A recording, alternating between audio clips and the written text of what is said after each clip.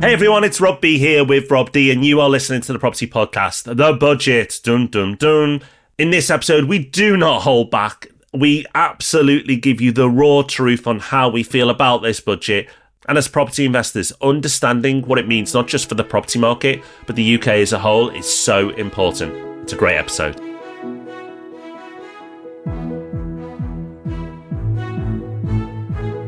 Welcome to the Property Podcast. In case you don't know, we run a business that buys more than £150 million worth of property every year. You can find out about that at propertyhub.net/invest.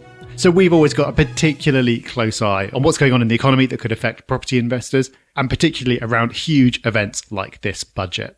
Of course, the big news in the world this week is probably the US election. At the time of recording, we don't know the result of that, and we've got a new leader of the Conservative Party. But even though it took place just over a week ago, the budget is still being talked about, still very much big news.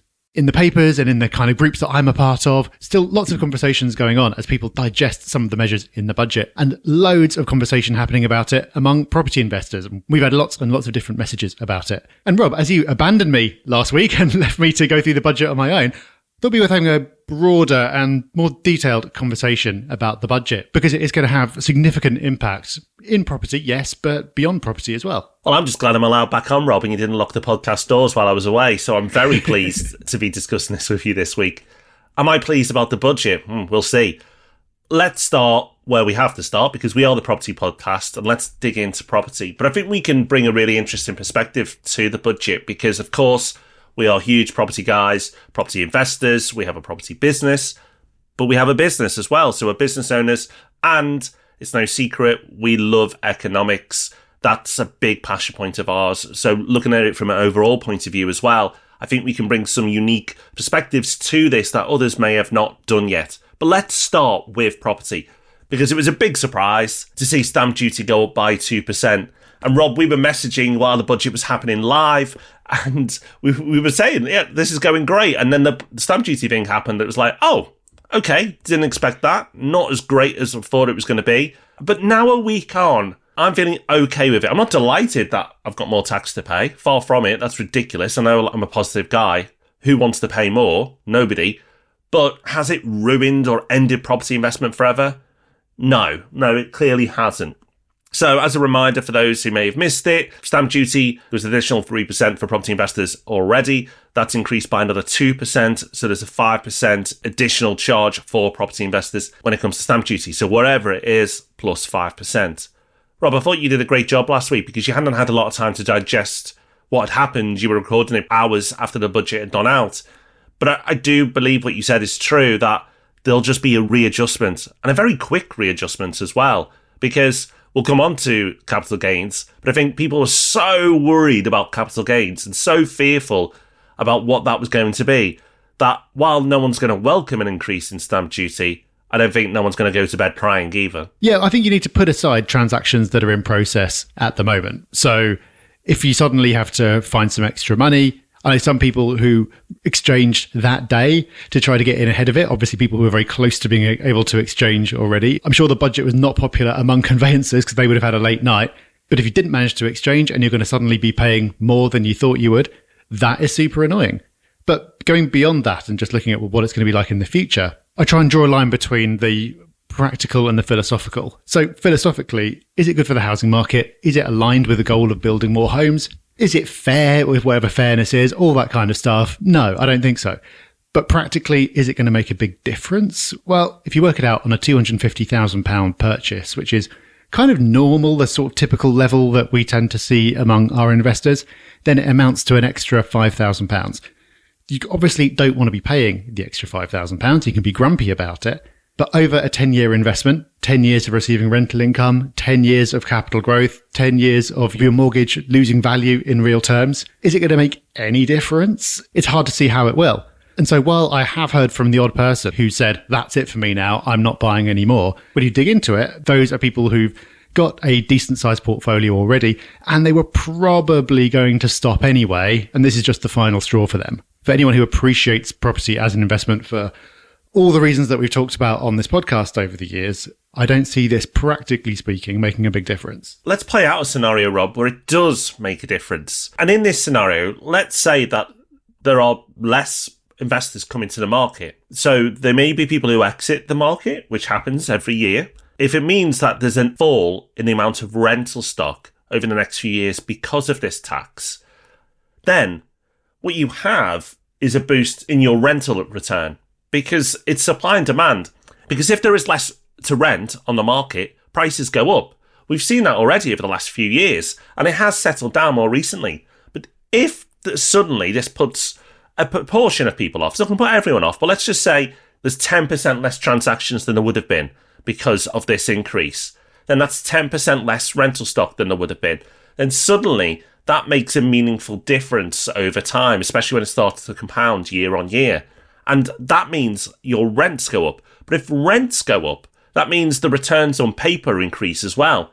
So at some point, then those investors are attracted back anyway because the returns have gone up. But those who stuck in early have been able to enjoy that the whole way through. And then prices will increase because if returns go up, then prices tend to follow. And if prices follow, the returns start to fall again. So you could argue that if you're going to go in anyway, and then hope that other people don't go in because it will help you. Doesn't help people renting though. So it's a very self-centered view. But that's what Labour have delivered here. They've delivered a budget that perhaps puts off some, not all, but some property investors. And if they have put off some property investors, that means increased returns. I think London's going to be really interesting, Rob.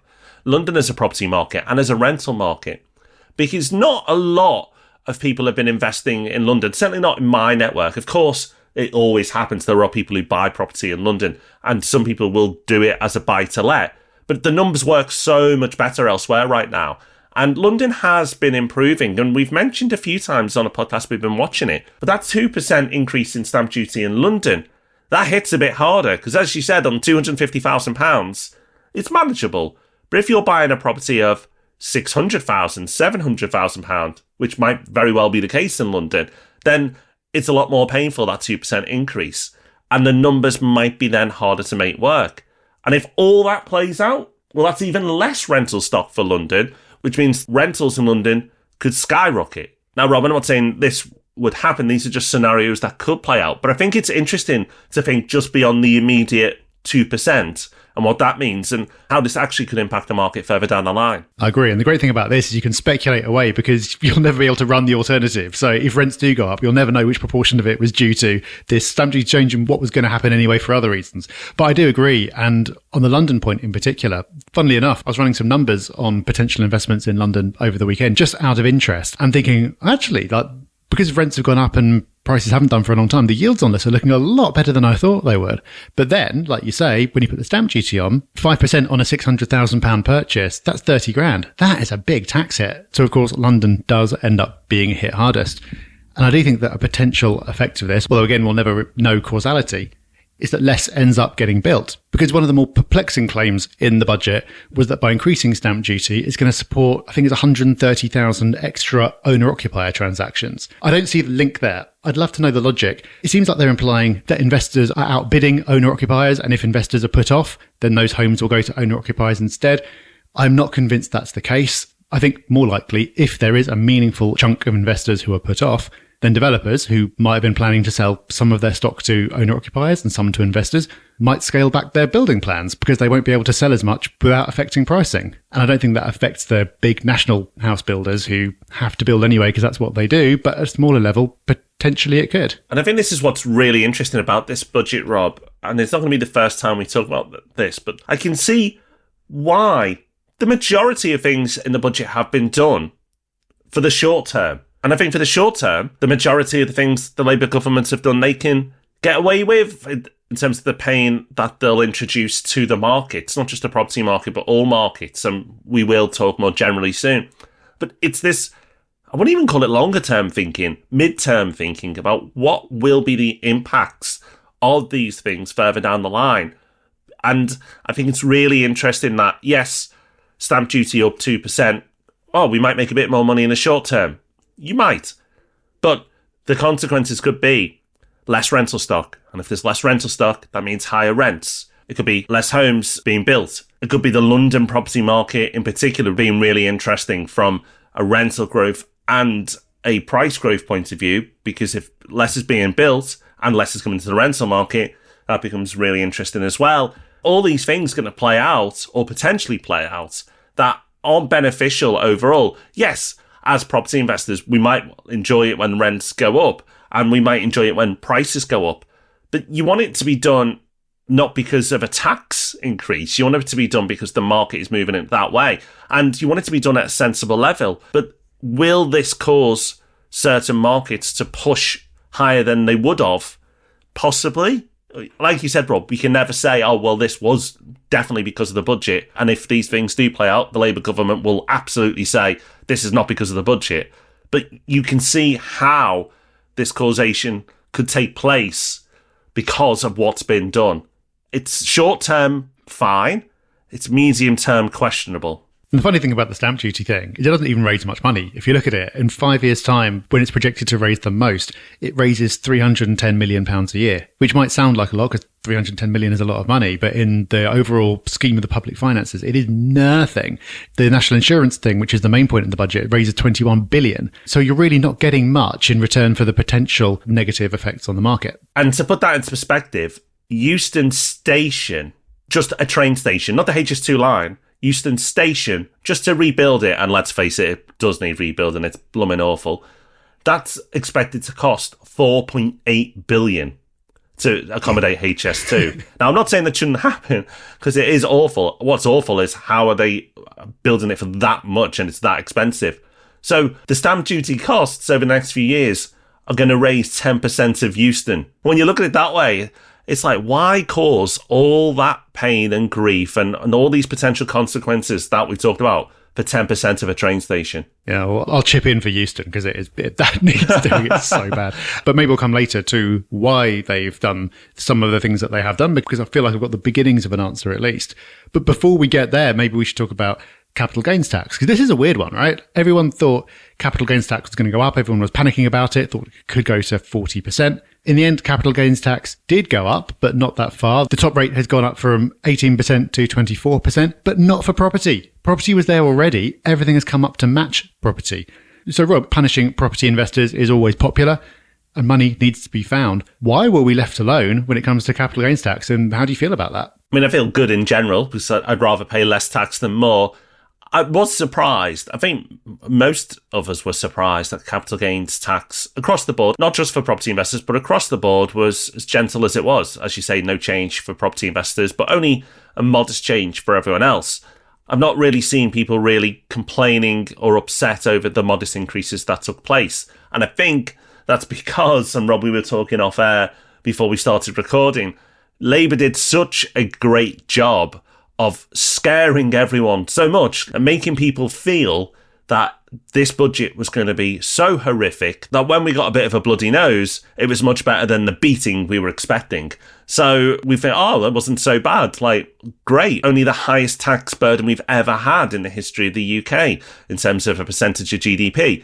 That's wonderful. I mean, that's great spin, isn't it? That you made people content with the highest taxes that we've ever paid as a nation.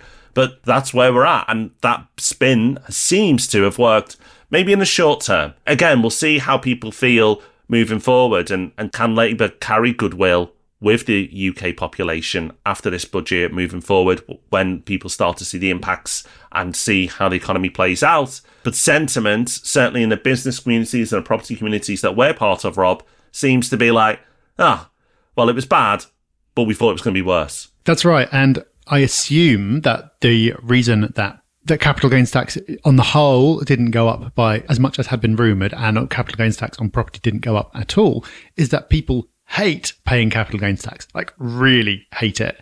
And so if it had gone up by as much as had been rumoured, then presumably just no one would sell anything for 5 years and the tax take would be lower. And politicians don't always do what's politically sensible, and it wouldn't have surprised me if they'd done it anyway and that had been the consequence.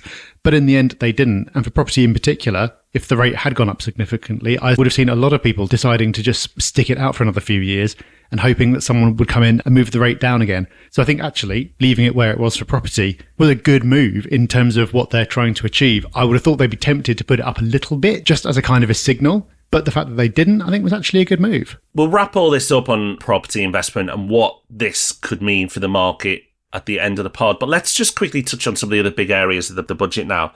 And let's start with possibly the biggest, certainly the biggest in terms of tax increase and tax raised, national insurance. National insurance has gone up significantly. So for employers, it's gone from 13.8% to 15.8% in terms of contributions. But the threshold from when this has started goes down from 9,100 to 5,000. What does that mean? Because those numbers don't sound big, but they are big, because that will raise an additional £20 billion in revenue for the government. And in the short term, Rob, I'm going to jump straight in with how I feel about this.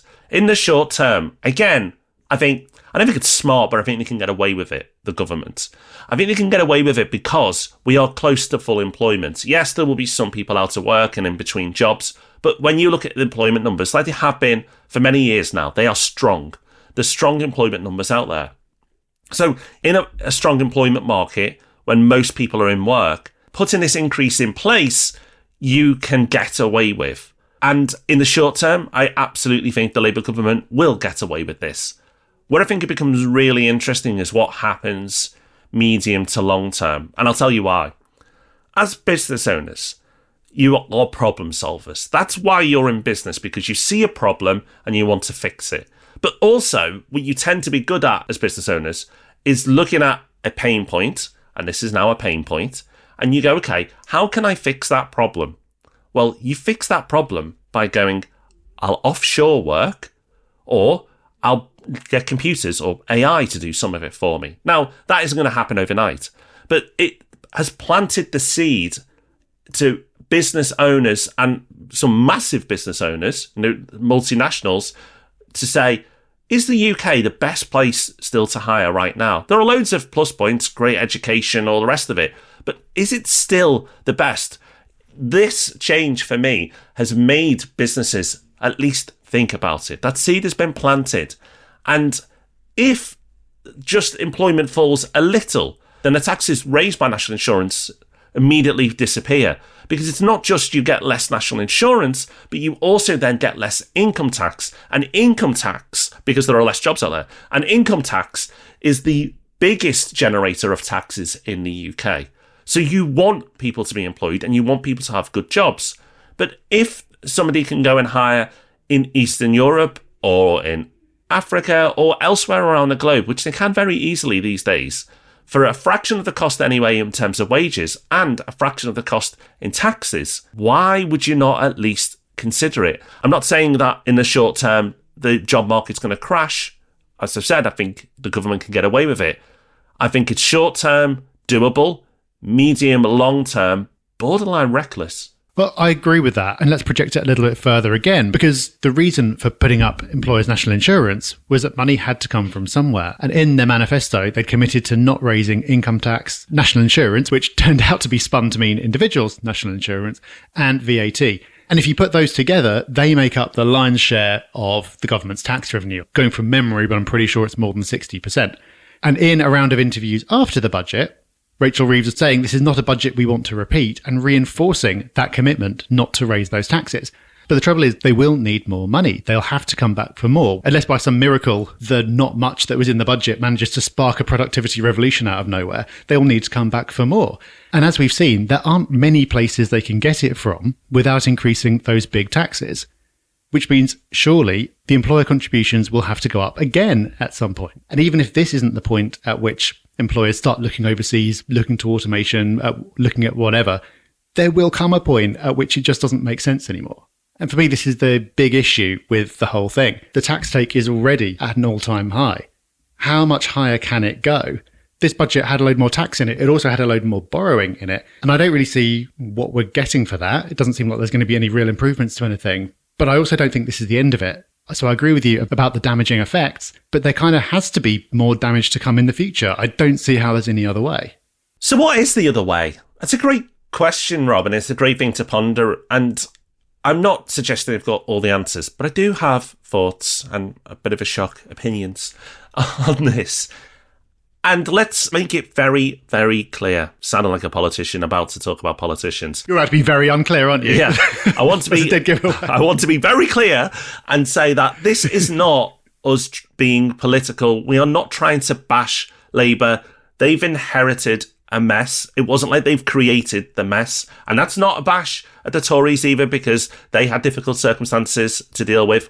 I've seen in the YouTube comments from on one of your latest videos on the budget. By the way, if you've not watched that, do watch it. We'll link to it in the show notes. But in the comments, it really amuses me that people are saying, oh, this is a Labour guy and this guy hates Labour. Like, people will imprint their very strong political beliefs on what they hear and think you're either pro or against. They're right. I'm a fully paid up member of all political parties, just so you know. Yeah, covering all bases. Staunch backer of all of them.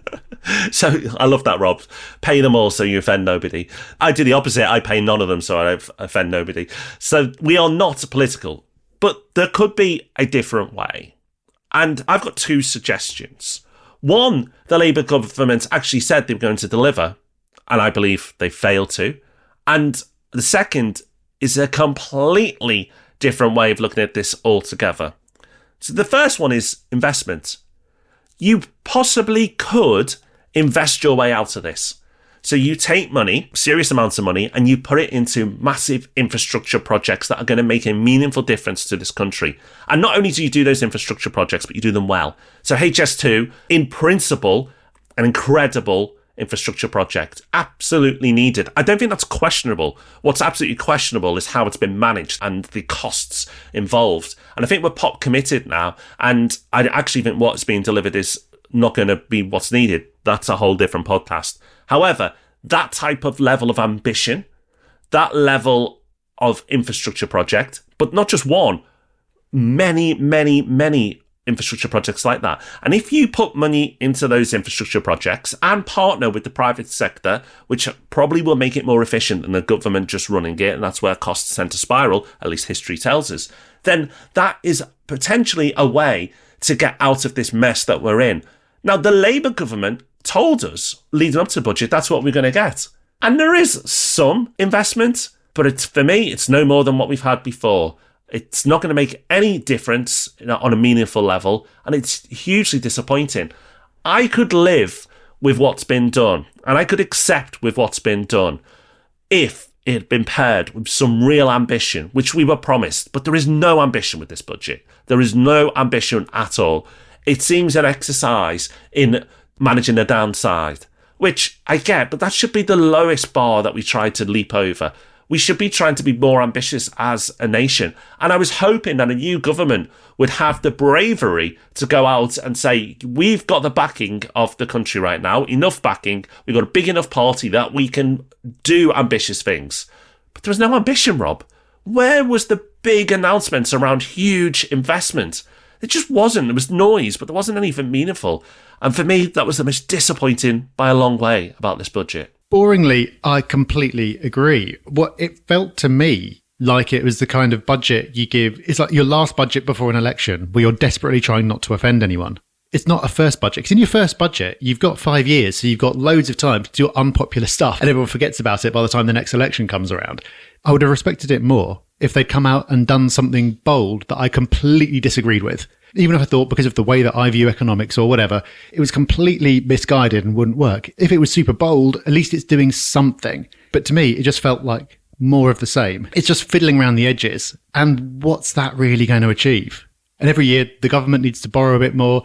Taxes need to go up a bit more. And that's just going to carry on forever. And nothing's ever going to get any better. So I think the lack of boldness, as you put it, is absolutely spot on. And I think it's surprising. And I don't think it's particularly got them anywhere. I don't think anyone's had a particularly favourable reaction to the budget. No, not massively unfavourable either. But where does it get you? Well, Rob, it gets you to a place where people go, okay, but is that what we want to be as a nation?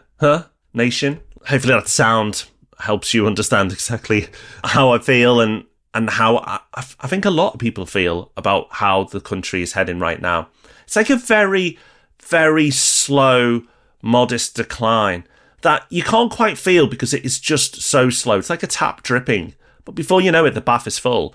And that is how it feels. It's like slowly, it's just getting a little bit worse, but it's okay because it's just slowly.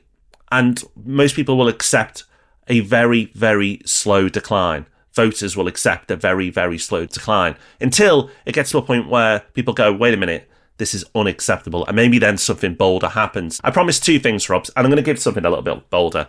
And I'm going to oversimplify now. I'm going to massively oversimplify what could be done. And there's so much to this that, again, I feel this could be, well, I think it actually could be multiple podcasts. But I just want to rattle off a league, Rob. And it's the league of the richest countries in the world. And this is based on GDP per capita. And again, people will debate whether that's the right metric to use, but just go with me. It's just to highlight something. Number 1, Luxembourg. Number 2, Ireland. 3rd, Singapore. 4th, Qatar. 5th, UAE.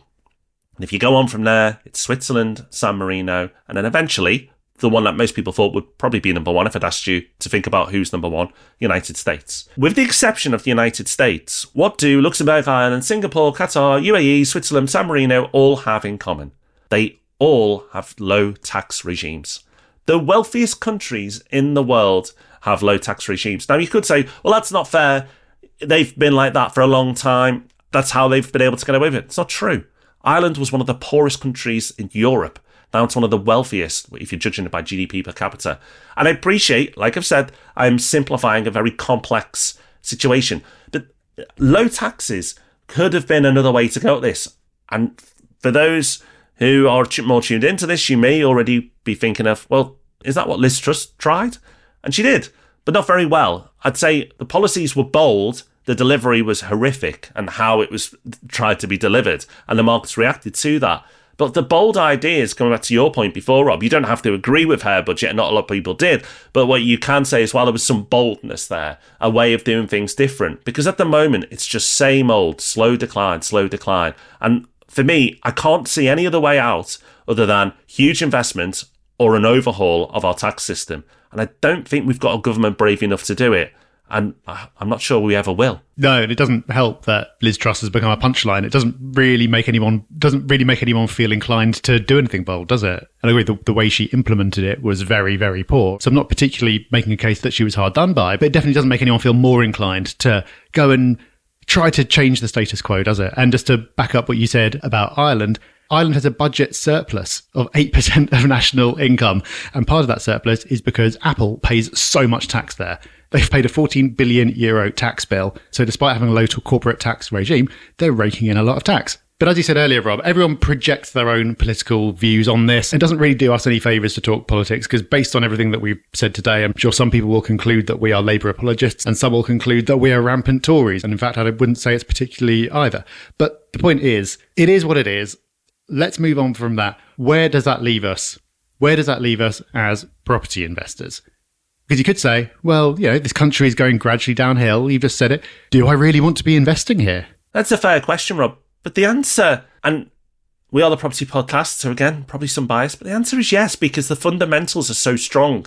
When you look out there, what else is better? There is very little in the way of competition, especially when you account for leverage. But the UK property market is very different. It's an international property market. And that property market is restricted with supply and demand. Rents only seem to be heading one way because of government policy, and that only looks set to continue. And we haven't had a sharp increase in property prices for over a decade now. So at some point in the not too distant future, we will see a more significant uplift. It just will happen at some point. The markets, the cycles go that way. So for all those reasons and so many more, it's like we could do a podcast on why you should invest in property. Maybe we should in the new year. But for so many reasons, the property market is strong. It's separate. It's isolated for me from the UK economy. And the UK economy hasn't crashed. It's just on a very, very slow decline. So slow that most people won't notice. And in a few weeks' time, we'll just crack on with their lives, which is probably absolutely the right thing to do for your own happiness. And think, you know what? It's absolutely fine. The UK is good. And compared to a lot of other countries, it is good. Let's highlight that as well. The UK is one of the best places to live in the world. The dissatisfaction that we are both expressing is, it is so wonderful. It is an amazing country. It's sad to see it dipping. And it's a long-term dip that's been happening for decades now. Why can't we get back to where it was? And I believe we can. So it's not that it's suddenly one of the worst countries in the world. Far from it. It's still one of the best. It's just that instead of it playing around near the top of the table, it's now mixing it in the top 10, maybe. Like, it should have been fighting near the top, and now it's in the top 10 places in the world to possibly live and reside. And that probably will be very debatable as well. But my point is, I think it's indisputable that the UK is a great place. And we are very lucky for those of us who are born here to be born here. There are lots of other places in the world where we could have been born where we are not as far on as we are, and we don't have the opportunities that we do. So I think it's important to highlight that. It's just sad to see this slow decline. But as far as UK property goes, Rob, it's going to be great. Over the long term, we'll do very well. Everyone who's invested will do very well over the long term. You nearly always do if you take a long-term view. But the UK is more than just its property market. So I think that's why we've addressed it today. But as a property market, it's resilient, it's strong, it's well-placed for the long term. And when it gets meddled with, it normally causes something to increase the returns anyway. Yeah, funnily enough, after what I feel has been a lot of me moaning about this budget, the budget actually in terms of property investment has made me feel more positive, because it's made me think, nothing's going to change, is it? This was a huge opportunity to make some change. No changes happened. Therefore, we'll carry on as we were. All the things that made property great still apply. And it means we're locked into more borrowing in the future, which means there has to be inflation, because it's the only way to keep this borrowing under control, which is fantastic for property investors. So it seems contradictory at first, but I don't think it really is, to say, like, you know, here are all the things that are wrong, the things that I would have done differently. I don't like this, I don't like that. But go, well, in a purely self-interested way, here's the way to take advantage of that. And you can choose to take advantage of that or not. But everything that makes property investment so profitable over the long term in the past only seems set to continue. And a bit of extra stamp duty, neither here nor there. So what do you think? It's hard to comment on a podcast, we know. So you can contact us on our socials at Property Hub UK, at Property Hub UK. Or you can go and comment in Rob's YouTube video on the budget. The links are in the show notes. Be careful, though. There's some characters in those comments. But whatever you think, the fundamentals are in place for property investment to continue to be a great investment. Yes, it's frustrating when things are changed, but as long as the numbers work, which they do in most locations, and you are in it for the long term, which is what we preach here on the Property Podcast, you'll do very, very well. Okay, let's move on to Hub Extra, the part of the show where we give you a little bit more, whether it's a tip, a tool, a resource, something like that. And this week, I don't think we've talked about him on the show before. If we haven't, then it is a major omission. I'd like to talk about Rory Sutherland. Rory Sutherland is the vice chair of Ogilvy, which is a massive advertising agency. And he's quite posh in his 50s, I'd say, but suddenly become an unexpected TikTok star because he's become well known for giving lots of interviews on YouTube, which have got loads of really interesting and kind of crazy ideas in there. And then people have chopped them up and turned them into clips, and they're going viral, which is great because I think he's one of the most interesting thinkers out there because he comes at things from a completely different angle. So Rob, I know the way to your heart. We're going to talk about train travel. So he made the case the best thing that has ever happened for train travel is the boards at stations telling you how long till your next train. Because he makes the point that no one minds waiting a few minutes for a train. What they mind is not knowing when the next train is coming.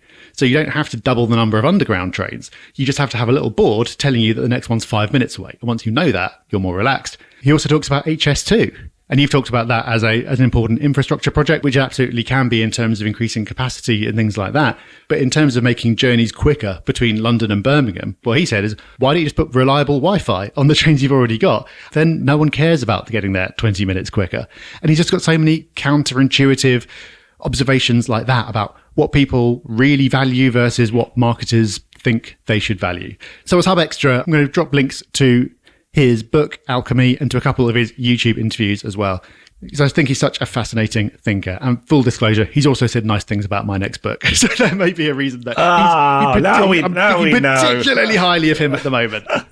Rob, you should have just asked me. I would have done it. I'll say nice things about you on the podcast every week, Rob. You don't need to give me a quote for the cover of my book. You do. It's a great resource.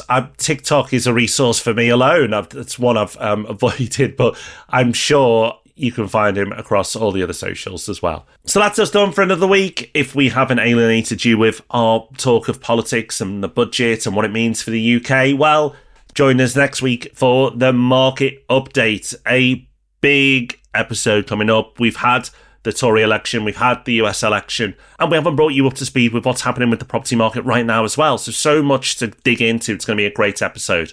And of course, we'll be in the Sunday Times, smiling at you on Sunday, answering your questions there, and Ask Rob and Rob on Tuesday. So until all these wonderful events take place, take care, have fun, bye-bye. Bye-bye.